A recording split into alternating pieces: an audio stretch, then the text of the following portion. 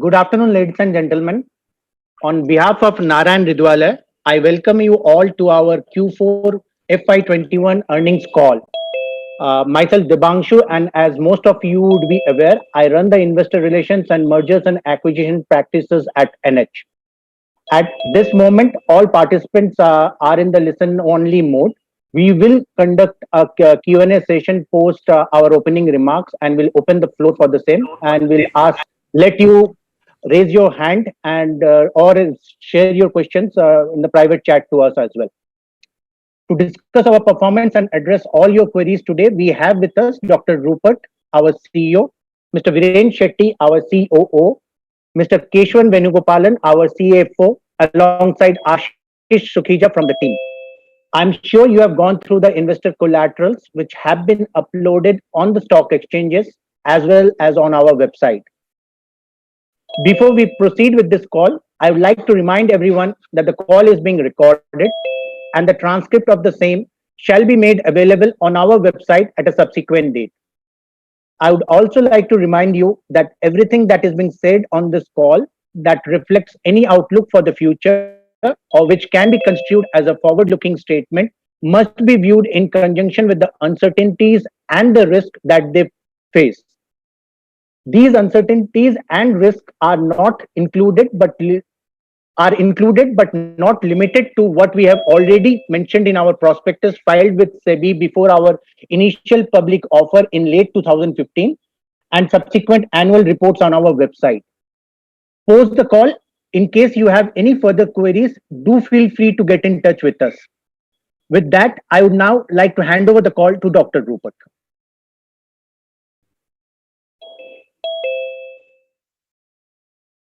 Yeah. Good evening to all. Building upon the gradual recovery over the last several months, after an almost washout in Q1 of last fiscal, we are pleased to have returned to profitability in Q4 with our consolidated EBITDA at a margin of 17.9%, growing by 45.9% on year-on-year basis and 36.9% on quarter-on-quarter basis.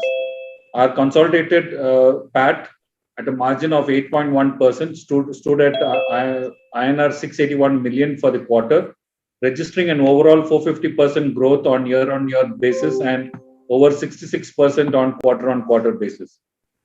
This could be achieved on the back of our consolidated opening revenues finally turning around by clocking year-on-year growth of 12.8% for the last quarter. As new COVID cases declined across India for most of the last quarter, the operating revenues grew sequentially by 15% on quarter-on-quarter basis and 9.5% on year-on-year basis as our hospitals started performing higher volumes of elective procedures. COVID patients contributed to only 3% of revenues in Q4 as against 14.2% in the previous quarter. The operating revenues, after having almost fully recovered in the month of December last year, reported a growth of over 12% in the month of March as compared to the pre-COVID revenue in February 2020. Our flagships facilities grew 10% in the month of March as compared to pre-COVID revenues, despite a muted recovery in the international patient volumes.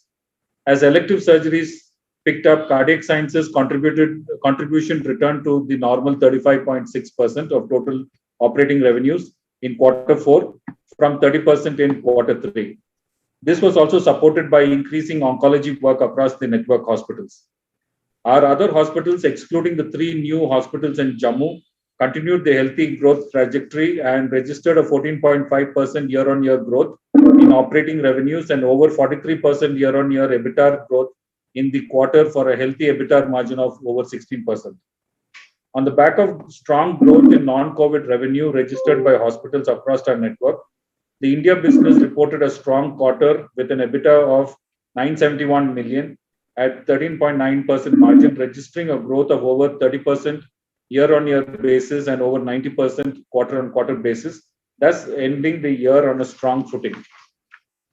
Our hospital in Cayman continued to deliver strong and consistent performance over the last few quarters and closed the year at $68.6 million in operating revenues with $26.2 million EBITDA for the fiscal 2021. As you are aware, we had announced an expansion of our Cayman operations with a new hospital in the city center, which would get commissioned over the next 24 months. We believe that our leadership position in the region, along with niche offerings such as fully fledged oncology services, will be a strong lever for future growth. I'm also pleased to let you know that despite the several severe challenges in the year gone by, we have been able to further fortify our balance sheet by maintaining a strong liquidity profile with consolidated bank balance and liquid investments of 2.42 billion INR against a consolidated gross borrowings of 6.17 billion INR, which is down by 1 billion INR in the year gone by, as on 31st March 2021. On the clinical front, our focus to continue providing highest degree of quaternary care is, and this is reflected in some of the highlights of the quarter as captured highlights of this quarter. These are, RN Tagore Hospital performed a rare type of aortic surgery where they replaced almost the entire aorta, which is called as the frozen elephant trunk procedure. The Narayana Super Specialty Hospital in Howrah successfully performed a novel surgery of a rare tumor involving the roof of the nasal cavity and the base of the brain. And the Narayana Multispecialty Hospital, Mysore, performed a rare oncology procedure called as the cytoreductive surgery and hypothermic intraperitoneal chemotherapy to treat advanced ovarian cancers. The Howrah unit, the Narayana Super Specialty Hospital, performed a rare operations called the arterial switch on a 3-year-old boy. And the Barasat unit also performed a very rare aortic procedure called the Bental procedure, which is done for aortic surgery, aortic dissection and aneurysm, causing very distended ascending aorta. In the backdrop of the current unprecedented surge in COVID-19 cases across the country, leading to localized lockdowns, coupled with restrictions on international travel, we remain cautious about a near-term recovery in the business. Our overall business, especially in the flagship cardiac hospital, has been quite impacted in April. Although cases appear to have peaked in May, we remain hopeful on a recovery post-June with reduction in COVID infections and increase in elective procedures. We are extremely proud of the agility and resilience demonstrated by our team in the year gone by, and we are confident in our ability to weather similar pandemics in the future. We have invested in tremendous amount of manpower resources, medical infrastructure, and critical supplies to ensure uninterrupted service for our patients in the chaotic times. However, we have limited infrastructure in NCR region and regret not being able to take care of the huge number of patients that needed an ICU bed. We have learned from our mistakes and are scaling up our infrastructure in preparation for a possible third wave and extending our support to the national vaccination program. We are grateful to many Indian and multinational corporates who have generously supported us in increasing our critical care bed count across the major cities. COVID-19 is not the only crisis our country is facing. The second-order effects of multiple lockdowns and economic slowdown have severely impacted the livelihood of urban and rural poor. We stand in solidarity with all the affected and pledge to support our communities in the face of this unfolding tragedy. Lastly, I would like to recognize and appreciate the hard work and sacrifices of all my colleagues during this challenging period. I'm thankful for their unflinching commitment and support to the organization, which is the cornerstone of our proud legacy as a healthcare institution that serves everyone. Thank you. I guess we can now open up the Q&A floor. I would request people to use the raise hand and notification out here in Zoom, and then we will one by one get to you to ask your question on this. So would request everybody to use the feature of raise hand in Zoom out here to do that rather than putting in any question on chat.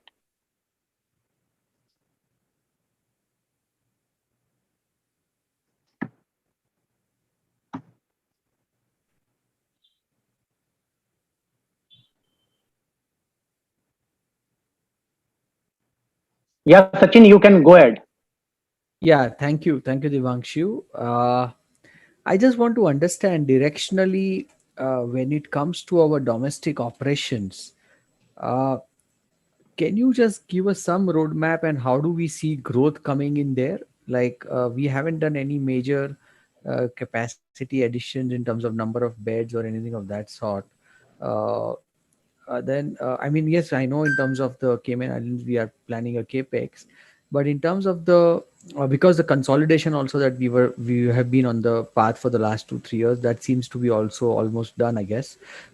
So can you give us some direction in terms of the growth for the domestic operations in the next 2 3 years?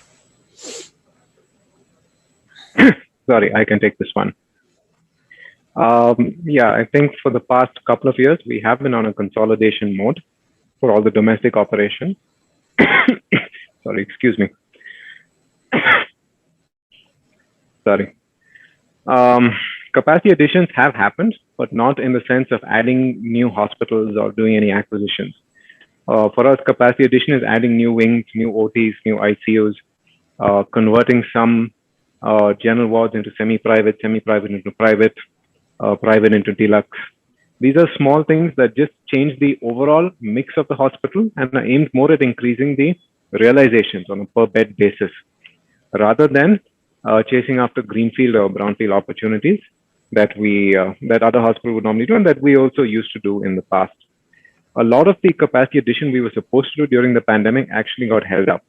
We were supposed to add a lot of beds, 2 floors in Calcutta to our Howrah unit that got held up during the pandemic.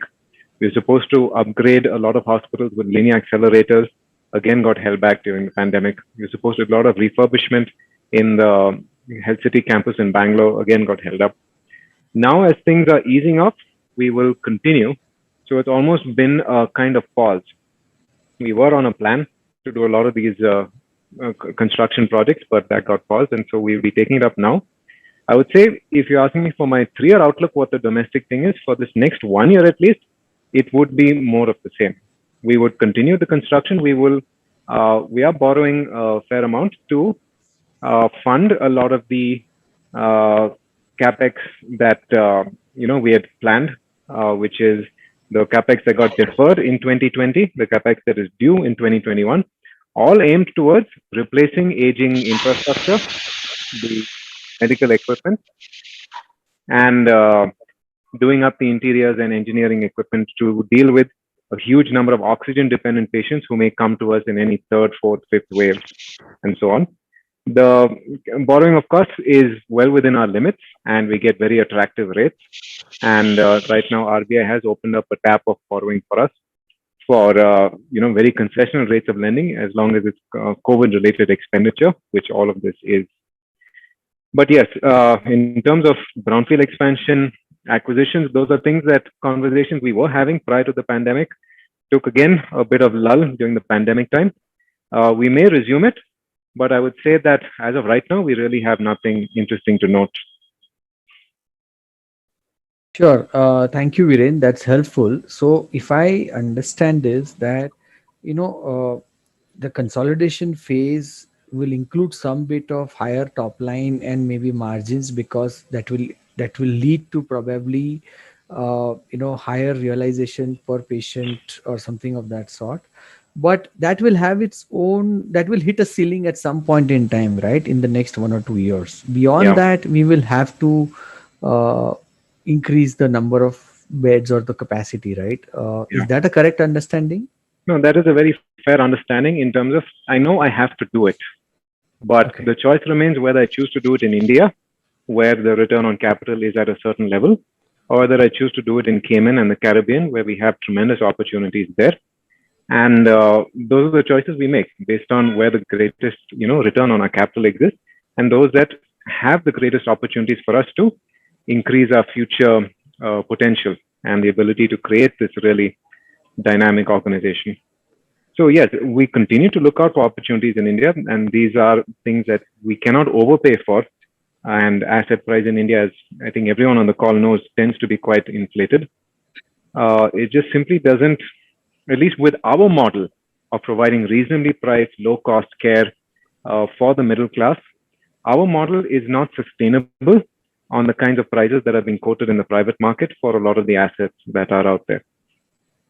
Things could change. It could be that the pricing, we are able to increase our realization of pricing sufficiently to the point where it then makes sense to pay for a lot of these assets. But until then, it will be gambling on a very hopeful future that, at least I would say, I have yet to see evidence of strong evidence of it happening. Obviously, the macro story is right. On a 50-year horizon, yes, the healthcare scenario is going to be much more, glorious than what it is now, and there'll be huge demand for healthcare services. But in the near term, a lot of the, I would say, both from the public as well as from the government, a lot of the worst responses that came up on if there's a crisis, rather than helping institutions, helping hospitals, it became more about capping prices, capping charges, and harassing a lot of medical personnel. And so these sorts of things make us a little worried about the kinds of investments one wants to make when at any point there is a threat that all the prices for all the procedures could be fixed by a central agency. Right. Very, very happy to know that you continue to still remain very conscious on the allocation of capital. And just one follow up to that, in terms of the Cayman Islands new capex that we plan, and I'll just rewind a little bit back, because when the Cayman Island facility was there about 2 3 years back, in my interaction with the Bangshu or you, one of the sense that I got was that the model was based on expecting patients to come from USA to take care, so that it's a better, in terms of costing, it would be better for them. But actually, it's turned out to be the other way around. I guess a lot of the natives have actually used that facility. But now expanding over there, are you trying to tap the local population, or is it again trying to tap the population from the US or the other offshore centers? It continues to be both. The local population, yes, is between 60, 70%, 70, 80% of the people that we take care of continue to be the local population, as it is in India as well. And the new hospital will also reflect that, but it has several more attractive features that position it to be a little more attractive to medical tourists. One, it's much closer to the airport. It's much better connected by the highways. It has oncology, which is a premier reason why people from the Caribbean islands travel to the US. It's designed around a lot of services that are currently not available anywhere in the Caribbean, which is robotic surgery, oncosurgery, chemotherapy, radiation therapy. So yes, it's designed with the idea that it would continue to attract patients from across the Caribbean, from the US and Canada in small numbers, and we're making those partnerships that will ensure it. But these things take a lot of time. India did not become a medical tourism leader overnight. It took many, many years of hospitals like ours, working at it while continuously building businesses, serving the Indian patients. Whatever extra patients that came on top of that were great. I mean, even for our group right now, at its peak, medical tourists never crossed more than 11-12% of the overall revenue. So I think we've sort of moderated our expectations on the kinds of patients that and where they would come from in Cayman. But it doesn't mean that the core business, which is building healthcare facilities for people in the Caribbean region, is not a good one. It still continues to be a brilliant one, especially for a hospital group like ours, which have a lot of advantages and a huge network to draw on. And we want to capitalize on all those advantages that we have and strengthen our position there. Understood. This is very helpful. Just one last thing as a follow up to that itself. Any sense on the pay? Do you work on a payback period when you do this kind of capexes? Since you're very conscious about capital allocation, so when it comes to Cayman, it's a fairly large capex. Any guidelines on that in terms of the payback period or whatever metrics that you work with? Debangshu, you want to take this? Yeah, sure. Sachin, as probably we have elaborated in the past as well, we typically look at the internal rate of return, which is the IRR metric, more than the payback metric. And suffice it to say that, as I have probably mentioned in our previous call on Cayman expansion, as without disclosing the exact number, these are fairly attractive, particularly in the context of the Indian IRRs that we typically can foresee on the ground in terms of the available opportunity. And given the cost of capital being very, very low, even as compared to India over there, the IRRs we are talking about over there are fairly attractive. Sure, Debangshu, I appreciate what you're saying. Just one thing on that, IRR considers a lot of numbers on a very long period of time, and as Viren mentioned, that this could be a fairly long gestation, in terms of developing the market. So that's the reason why I asked payback, because IRR can actually be very back-ended. So is that the case, or it's not going to be so much back-ended? That's my only Okay. basic Okay. understanding. Got it. So let me help you out on that. So rather than a complete IRR, as in a terminal growth IRR over a very long infinite period, as your worry may be, the IRRs out here for comparative like-to-like comparison, even for very, very shorter periods of time, whatever makes you comfortable, are fairly attractive. Fantastic. Thank you, Devanshu. Thank you, Viren. Wishing all of you all the best. Thanks, Sachin. Uh, I would request participants to possibly limit questions initially to two per opportunity at the initial go, and then you can always come back and ask us follow-up questions. With that, I would probably move on to Yash Gupta from Angel Broking for the next set of questions. Please go ahead, Yash. Good afternoon, everyone. Thank you for the opportunity. Sir, my first question is on overall hospital as a sector. In last 2-3 months, we have seen that a lot of new hospitals has come up with the COVID facility or with the non-COVID facility by the NGOs or by the private players. So, if some of these hospitals continues for, let's suppose, 1 or 2 or 3 years, so how this will going to impact us in a short term period of 1 to 2 years? Those are not hospitals. Those are COVID care centers. They're open air tents, convention centers, hotels, who, owned by people who had capacity and no one was using it as a hotel.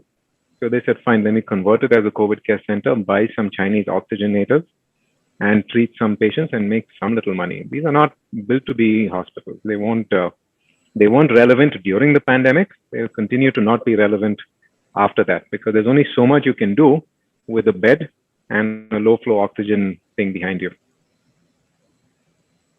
Okay. So second question on what's the view of the after COVID complications going on, and how you see this complications 3 to 6 months going forward? Dr. Rupert, this is about long COVID. What are we seeing?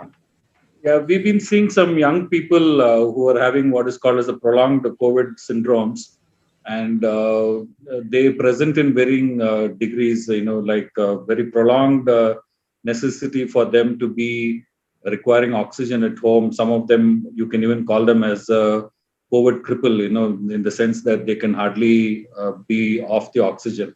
And not only that, they also have significant brain fog and cardiac problems and all kinds of things is there happening. This is a new thing which is being unraveled every day, and we are seeing that. But this continues to be in a small portion of the people. But when it's happening, we've seen that a lot of young people who have taken a lot of time to recover, especially close to a month or so, are the ones who are experiencing something like this. So it continues to be a problem and a burden, and we are continuously learning from it. Hopefully, we'll have some answers in the month. So just a follow-up on it, as we are saying that it's a very small rate, so it's around to be 1 or 2% of the COVID patients. And just follow up on the same is that whether we are seeing that any impact for our hospital as a chain going on due to that. Yeah, the thing is, they take a very long time to get discharged out of the hospital. So that is why, even though you've seen that the number of new cases in the NCR and all that has practically come down significantly. The new patients are less than 5,000 a day, kind of a thing. But you'll see that most of the hospitals, the ICUs are completely full even now. That is only shows that a lot of these patients are not still requiring care and not in a position to go home. So if you look at that, there's a very small subset of patients who are very sick and who've been there in the ICUs for a very long time are the ones who have even after they recover and go home, they have a very possibility of having a sequelae and a prolonged kind of a support requirement for them is there. And this, needs a lot of support and may or may not be just some kind of a support at home. it might require equipments and it might require a lot of supportive structures at home, like being taken care by home health care with nurses and physiotherapists and various other things. So it's a very this one, but as of now, the number doesn't, the crippling kind of number. I mean, the health problems don't seem to be too high. But since the number of people infected with the disease is so high, when you look at it as a percentage, it might be small. But when you start looking at it as pure number of people in India, it will be a reasonably big number. Okay, sure. Thank you, sir. Thanks, Yash. Now moving on to Mitesh Shah. Mitesh, you can go ahead. Thanks for taking my question. I have a couple of questions. You have said that the second wave has impacted April and May. Can you quantify something how much that impacted our elective surgeries and how that increase in the COVID patient care? Debanshu? Yeah, Mitesh, just to give you a guidance, April appears to be 7% down revenue-wise for the moment as compared to March. Please bear in mind that historically we have observed that April, any which ways, is 3 to 4% down on the revenues from March. So incremental impact of COVID doesn't prima facie appear to be that high, because if you notice for the actual dip in numbers or increase in the COVID numbers, the dip in elective surgeries kick-started mainly post 15th of April. So that's as regards April is concerned. March, we still haven't got the complete picture, but it appears that March is another 3 to 4% down. Sorry, I mean May is another 3 to 4% down on revenues for the India business as compared to April. And just to give you a sense on the in March, our total COVID contribution to revenues for the India business I'm talking about exclusively had come down to around 2 odd percentage, which went up to around 13 odd percentage in April. And while we do not have the figures as yet for May, but goes without saying that May will obviously be higher than April. Got it. Thanks a lot. And the second question is about Cayman Island. We have a very strong margins in last 3 quarters, around 40 to 43% compared to the 25% in FY20. It is a sustainable margin we can assume going forward. We will try to, but there are a couple of reasons why it will not happen. One is because a lot of this is driven right now by the fact that we're doing a lot more outpatient and diagnostic work, which always was a higher margin business. This is driven by people who cannot get treatment anywhere else. People that historically would go to the US for treatment are being locked in the island and they're coming to us. As the borders open, as I mentioned on several calls before, that the brand recall of Mayo Clinic, Cleveland, University of Miami, Baptist, these are all much stronger than ours. So it could be that we're not able to sustain people's interest for long. But there'll be this gap between when the borders open and our encore program is not yet ready, in which possibly we don't know for sure, but it could be under some sort of stress test. And once oncology starts, oncology again is a very good sort of business for us, and it's something that has tremendous demand. But that again will get balanced between surgeries, which are relatively low margin, and radiation therapy, which is high margin. So it's difficult for us to comment. I don't know if we can outperform. I mean, that I'd be very skeptical of. And in fact, something that definitely for the near term, I'm at least in our business plan, we're anticipating some kind of downtrend in that as the lockdown starts to, reduce. But there are a lot of things that we're doing to increase more than the margin number. It's a revenue number we're a lot more interested in. So we're doing a lot more things in retail care around the island, which is in opening up pharmacies, clinics, and maybe we'll open up a diagnostic center at some point.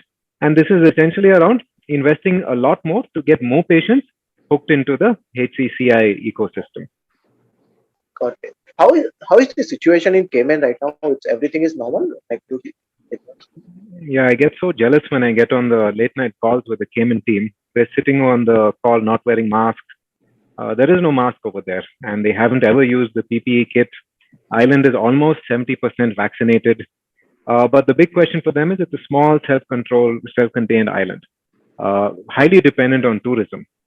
So when they open it up, the cases will climb. And so we're doing a lot of things to prepare them for that. But as of right now, the economy, barring the tourism industry, is doing quite well. And your 97% domestic patient in the Cayman because of this pandemic only, right? Yeah. Otherwise, it would be lower. Yeah. Got it. Thanks a lot. That's it from my. Thanks, Mitesh. We can proceed on to Nitin Agarwal. Nitin, you can go ahead with your question.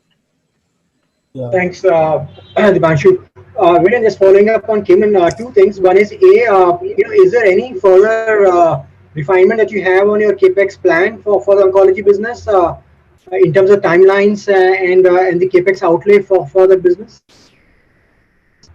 No, still very much on track. These things, it's a very regulated market, so it takes a lot of time to get the planning and permissions and so on. The costing was done keeping enough buffers in mind.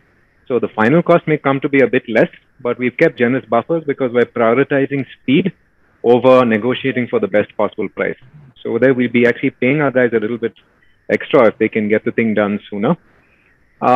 Construction, again, it's a little bit hampered because of travel restrictions. And so as soon as, the lockdowns are lifted, we'll be able to go up in a big way. But a lot of the pre-construction work has started, the surveying, the land filling, the clearing, the, drawing finalization and all of that. So that, again, like we said, it's in a two-phase thing. Your oncology thing will come within, which is just a nuclear bunker, comes in 10 to 12 months. And 12 months after that will be the rest of the building. Okay. And secondly, on you mentioned in terms of when you're seeking opportunities in terms of investing outside of India, you mentioned Cayman and the Caribbean. So, are there any more thoughts on or incremental thoughts on what kind of opportunities the Caribbean beyond the Cayman Islands really present for us? Yeah. See, just to clarify, maybe on my previous comment, it's not that there are no opportunities in India. There are a lot, and we're doing a lot of things on primary care. And we're looking at expanding the scope of primary care services we offer in a 10-kilometer radius around the hospital. So we're doing that, but that's very incremental revenue. For the thing that you asked about Cayman, yes, in Cayman itself, we're opening up more clinics. These, again, are not very big expenses. Maybe, $1.5 million that we can set up these really good clinics that can do chemotherapy, seeing patients, dentistry, aesthetic surgery, just a basic daycare sort of thing. In the other islands, we are in continuous engagement with various governments that have seen the healthcare systems get devastated by COVID. And they realize now that the thing that we've been saying all along, that these islands need to be self-sufficient and not completely reliant on the US for their care, realizing that they have to strengthen their own health systems and are now inviting us to come and just give them proposals for how we can work with them to, invest in those countries. But nothing, again, great to note. It's something that we're doing in a more incremental basis. And as when something concrete happens, obviously we will announce that. Thank you. And secondly, on the India business, with regards to vaccination opportunity for hospitals, one just saw a check somewhere that, is there just to clarify, are we adopting a policy that you're not going to be charging vaccine administration charges? And what if that is right, then what is the thought process? Because, that seems to be a fairly lucrative opportunity that, most of the private sector hospitals seem to be going after. Yeah. Okay. So this is where Dr. Shetty and I have very strong opinions about this. There is no vaccine opportunity. There should not be a vaccine opportunity. It is frankly disgusting that we would charge money for, doing the vaccine. So there is a reasonable cost that one can take, which is, you have to at least earn enough to pay off the syringes and the nurse cost and so on. But by no means do we consider this as an opportunity for two reasons. One is because I got my vaccine for free. I work for healthcare systems, and throughout the world, the richest countries in the world have made vaccines free for their citizens. But, ours is a resource-constrained environment, and the government decided that, at least let the private sector be able to purchase some vaccines so that it will be less of a fiscal burden. Fine, we're in that. But it should not be an obscene amount. And so we've decided collectively as a group across all our hospitals that our vaccines will only come at the cost of vaccines, what we bought. If I'm paying 600 rupees plus GST, around 630, 650 to serum, That's how much, if you come to any of our centers, that's how much you're paying for the Covishield vaccine. Nothing more. We're not even charging the syringe cost if you get it done in one of our centers. If you want it done in your corporate setup, if you want us to come to your apartment, residential society, sure, we'll do that. We'll add another 100 rupees in the cost it takes to get the ambulance and the ice box and a doctor to come sit with you. That's absolutely no problem, but that comes with strings attached. And the string is, if you're getting a vaccine from us, please, we're requesting all the corporates to come and donate one additional vaccine. We partnered with an NGO called Give India, collecting money from the corporates and all the apartment societies so they can sponsor free vaccines, because we want half our stock, the amount that we have the privilege of buying from large manufacturers, we want half our stock to go towards people in the 18 to 45 year bracket who otherwise are not in the priority from the free vaccination program. See, for a person who's a daily wager and earning just about minimum wage, for them, 650, even 750 rupees, it's not a joke. 650 rupees is not a joke, especially if to pay for himself, his wife, his parents.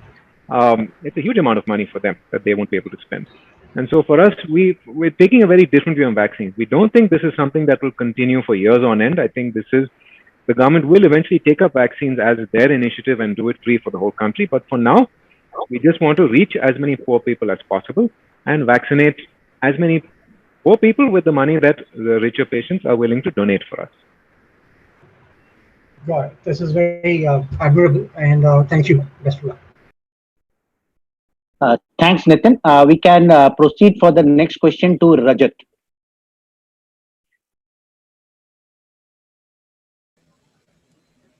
Hello. Yes. Hi. Yeah, Rajat. Yeah. Thanks for the opportunity. So just wanted to understand our capex plans for the domestic business overall, including the maintenance. What kind of capex amount are we looking to spend over the next couple of years? Devang, shall we disclose what this year's capex would be? We typically have given them a guidance within any which way, so that the annual number is 125 to 150 odd crores. And you have in your last call also clearly specified that given that last year was a one-off year where we actually deferred most of the capex, so the bulk of it will get now accomplished in the next forthcoming year. So that will be over and above the 125, 150 range, or yeah, you can probably look at a double kind of a number to that, because essentially it will be 2 years capex in one go, along with certain brownfield expansion that was already earmarked for FY21 as Viren outlined previously in the call, and which are now probably getting deferred for FY22. Sure. So basically, 200 to 225 crore is the normalized capex for us for the domestic business if we don't decide to go ahead with a greenfield expansion, correct? Including the planned brownfield expansion, the numbers will probably be north of 250 crore that we currently have budgeted for FY22. Understood, sir. And also wanted to understand the revenue growth rates for the mature hospitals in India, as well as for the Cayman unit that is already operational for the next 3 to 5 years. What kind of growth rates do we envisage there without doing any greenfield capex? The mature hospitals, you'll have this temporary spike because you're coming off a very low base. I guess sure. I think the question asking if you normalize for that, if you skip out the year in the middle. It was in the flagships, I would say, barring some serious capacity addition that we were planning in Calcutta. For Bangalore, it would be in the high single digits for the flagships. For the rest, the mid-tier hospitals, the small hospitals, they both have the ability to add capacity, as well as there are new beds that we need to commission there. So that will be in the low double digits. Yeah, so that was just the normal, growth rates that we believe can still sustain for the next 2-3 years, barring, of course, any more, third wave, fourth wave, how many more waves. Sure. Yeah, if this were normal times, we return to a normalized revenue growth rate. And for the Cayman unit? Cayman, again, it's very tough to say because we had one extraordinary year, and that's thrown all our calculations off the table. And the other thing is we're adding this huge oncology block and doubling our capacity there. So, it's not, it's going to be super normal, obviously, because, adding another 100 beds to the thing of this. So it's very hard for me to comment on what percentage that will reflect, because I cannot for sure predict whether the occupancy levels will take 3 years to reach break even like it did for the first one, or whether it will happen in 1 year, which we're more confident about because there's so much latent demand and people that have already registered for us for onco treatment. So that is still a bit of a question mark. I know that it will grow at decent rates, but I can't tell you in the time frame in which that will happen. So if that happens within 1 year, then probably double digit kind of growth we are looking at. Right? Yeah. All but right. I mean, but keep in mind, construction period itself is 18 to 24 months. So you're going to have, the next 2 years is not going to reflect much. Other than the normal growth, which will happen from regular additions and opening up the borders, and from our other things that we're doing on the retail health. Sure. This 18 to 24 months, you are talking about the onco unit at the existing Kim. Okay. All right. Thank you so much, and all the best. Thanks, Rajat. We can proceed on to Charulata Gadani for the next question. Charu, you can go ahead.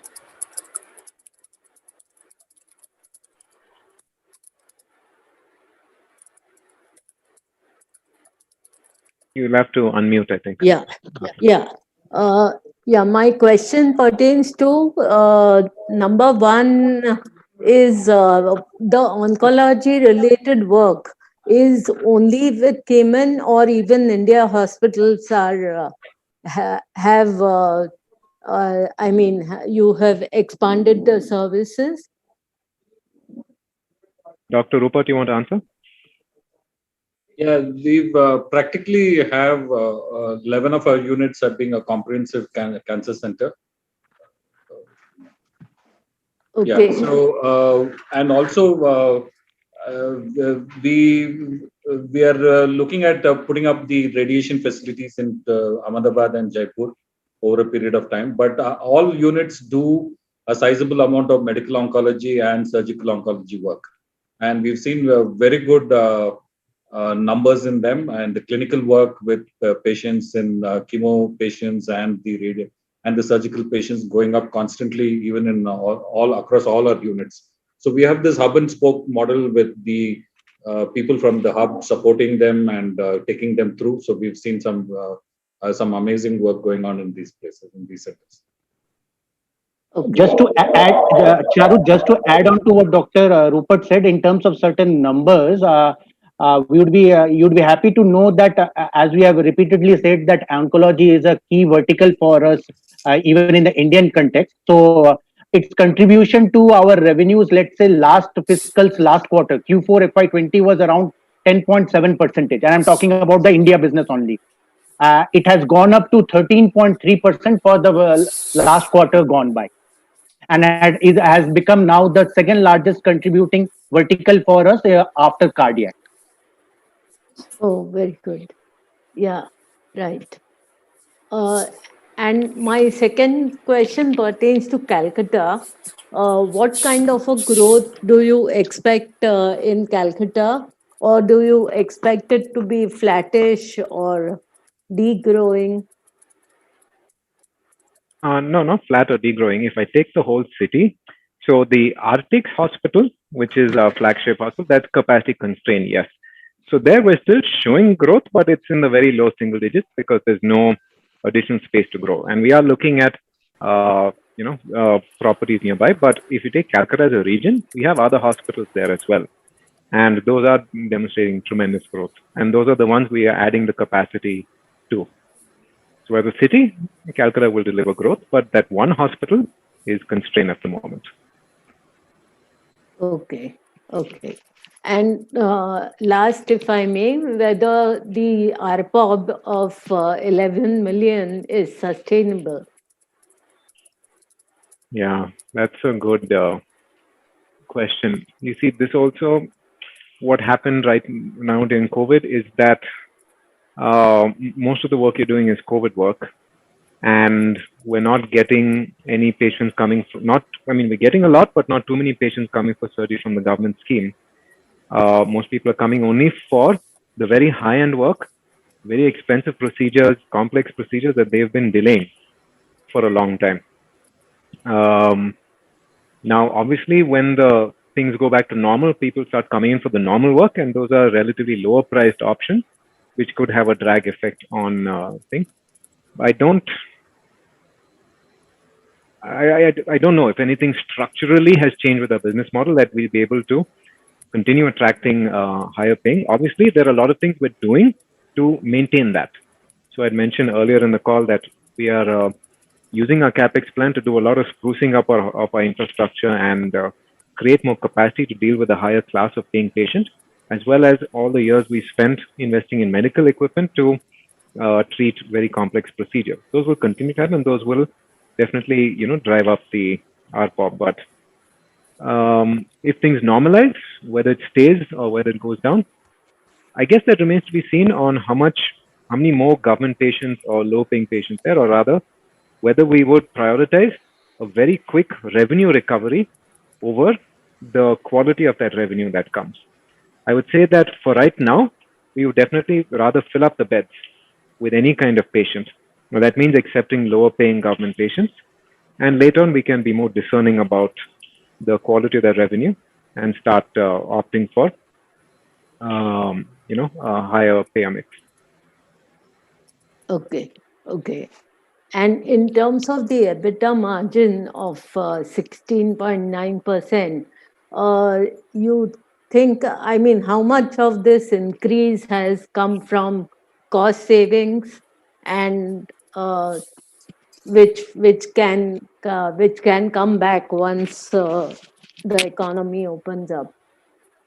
So I asked our analytics team that, and even they were pretty stumped by being able to extrapolate what percentage of that could be contributed by a cost saving measure, because there are just so many variables that go to it. So see, the biggest cost saving measure what we took is a non-repeatable event, which is just salary cuts.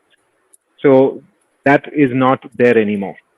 And that was not right to do then. We just had to do it because we were in a desperate situation, and that's not something we'd ever want to revert to, as long as things remain this kind of normal. Everything else, in terms of efficiency improvement, in terms of things that we do on the qualitative side, those have a minor effect. But the truth is, all other costs have gone up for us because of the China restrictions. A lot of the import cost of the medicines and a lot of things that we buy have gone up. We are running with a much bigger equipment base than we were before. So I would say that the only thing that can account for a higher margin would be, just a huge number of our beds being occupied by COVID patients, higher than normal occupancies, and a huge amount of occupancy in the ICUs for patients getting very expensive treatments. As COVID goes away and the normal operation resumes, I think it will start to normalize again. But obviously, we will work very hard to, create sustainable margins to build a very decent business, regardless of the COVID situation. Right. Okay. Thank you. All the best. Thanks, Charu. I understand Sameer Baisiwala from Morgan Stanley wants to ask the question. It's not showing up out here, but he has sent a message to me. Sameer, you can go ahead. Yeah, thanks, Devanshu, for taking me in. First question, Viren, is how is the availability of medical talent in Cayman Islands, especially for expansion? There is no talent in the Cayman Islands. They depend entirely on foreign doctors. They graduate maybe 1 or 2 doctors a year, and most of them end up going to the US. Most of the people we get are from India, and we're slowly opening up our empanelment to get empaneled doctors from the US, Philippines, Canada, and so on. But predominantly, it's doctors from our network or people that we hire from India. Okay, got it. And second is, anything you can share on the path to profitability for 2 new hospitals, which is Mumbai and Gurugram? Nothing more than what we've already disclosed, just more of the same. With the Children's Hospital, adding more capacity, getting into more high-end treatment, the gradual opening up of the borders, allowing children from different states to come and get high-end treatment. One is the hospital got very well recognized during the COVID time because we were able to treat a huge number of children. We have opened up the high-risk delivery and birthing program, and hopefully we can expand on that to start offering, a lot more women's care. With regards to Gurugram, the pandemic definitely put a spanner in the plans that we had for a normalized, 3.5 year break-even time. So it sort of inserted a pause in the middle. But the Gurugram Hospital also has been able to distinguish itself in the neighborhood from the kind of services it's been providing. And they have done quite a few number of transplants for a hospital that small. They really punch above their weight in the quality of the work that they're doing. As time goes, as the reputation keeps developing and we get a stable cohort of customers, I think it would reach there. But yes, this is something where we thought 2021 would have been the break-even year, but it looks like that will get pushed out another year again. Okay, great. And one final question. Discharges quite naturally still for India business still remains low, 48,000. I'm not wrong, versus 68, 70,000 that you were doing pre-COVID. So what's the outlook over here? Dr. Rupert, this is about discharges that have, come down. And do we believe that when things normalize, that the discharges will, as in the number of patients we treat and discharge can go up? Yeah, the discharges has marginally come down, but we have been doing some quite high-end procedures as well. And we have sufficient capacity for us to keep admitting patients and, as they keep coming. And we know that every time the couple of months after lockdown, we do get more of the routine work back on. So I think we won't be too worried on that. I think we'll catch up. Okay, so when just to summarize, what may happen is the volumes go up, which is discharges will go up, but your RPOPs may come down because of lower end work. So would that be the correct understanding of how things can play out over the next few months? The RPOP may stay the same depending on the quality of the revenue that comes in. It's also that people have been delaying their procedures for the past 3 months. It could be that the ones that we get in this next quarter will be the emergency cases, and in which case, I think RPOP could sustain for another quarter. But post that, as things normalize, it may see downward pressure. I would say the other thing adding upward pressure is the fact that now a lot more as a percentage of the total beds that we have are in metro cities compared to before when we were just in Bangalore, Calcutta as metros and everywhere else was a tier 2, tier 3 town. Because we have the 2 in Delhi and the 1 in Mumbai, that also tends to push RPOP up. Just to add on to what Dr. Rupert and Viren said on this one, despite the fall in numbers and discharges that Samir you mentioned, if you notice, overall, given that there has been substantial increase in ALOS because of the COVID patients and their stretched period of stay in the hospitals, the occupancies are thereby the occupied bed numbers have actually not gone down, at least for Q4. If the Q4 this year over last year is actually a slight increase. So to that extent, it has been covered already in the RPOP bit of the working, because occupied bed wise, there hasn't been decrease. And another factor, just to add on to what Viren just said, which will probably ensure that RPOP may not fall off the cliff out here, is the increasing share of oncology work that is going on. And oncology, by its very modality, offers you a higher RPOP than most other modalities. Thanks, Ivan. That makes it very good. But I'm a little surprised because your LOS for fourth quarter was 4.8, even though your COVID-related business was, I think you mentioned 3%. So very surprised that your LOS is actually, remain very elevated despite COVID patients having come. That's because we never stop short of being very cautious with the pre-procedure protocol, clinical protocol, because we continue to test them for COVID, and so the pre-procedure length of stay actually was compared to the normal times was slightly more. because if if your patient is COVID and you go and do a procedure, the mortality is extremely high. So we were very cautious, and we continue to be cautious even while going forward. We will continue to be cautious, but we have fine-tuned our clinical protocols and procedures. So we know how to keep the ALOS also under control, at the same time increase the throughput in future as well. Okay, got it. Thank you. Thanks, Sameer. I see hands. Ayush. Ayush, you can go ahead. Hi. So, two questions. You said the Cayman EBITDA was 26.2 million for the year. Is this number Ind AS adjusted or after Ind AS? This is a post Ind AS number, the way we report it. What would be the pre-Ind AS number? You just subtract $1.7 million from there. Okay, perfect. The second question is, would you be able to guide us on what the March revenue and EBITDA run rate was for the India business?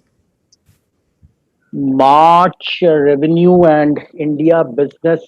March, as we have mentioned in the opening remarks, revenues had gotten back to, I think, 112% of the February 20 levels. Okay. With fairly attractive EBITDAs, as is easily observable in our overall numbers. Okay. Thank you. Thanks a lot. Thanks, Ayush. I see hands from people who have asked questions previously. Nitin, you have a question, follow-up question?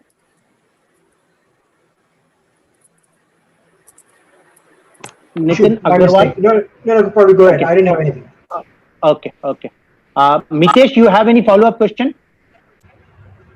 No, I don't have. Devanshu, maybe the people who have already asked the question, they have not lowered their hands. So that's why it's showing. Okay. So I'll check with every one of them. Charu, do you have any follow-up question? No. Okay. I guess that's about it. Unless Ayush, you have any follow-up question? I see your hands raised out here. No, nothing. Thank you.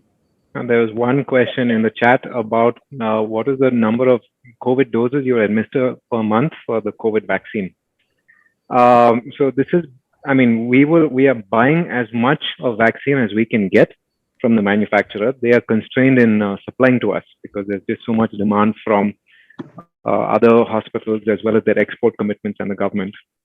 So I would guess as to say that anywhere from 3 to 5 lakh doses of vaccine in some combination of maybe 75% coming from Covishield and the other 25 split between Covaxin and Sputnik. That's how much we will be buying and administering. But like I mentioned earlier, we're not making any margin of this. In fact, maybe even making a slight loss of this. This is just something that we want to do to, just increase the overall vaccination rates in the country. Any further question? Because we don't have any hands raised out here.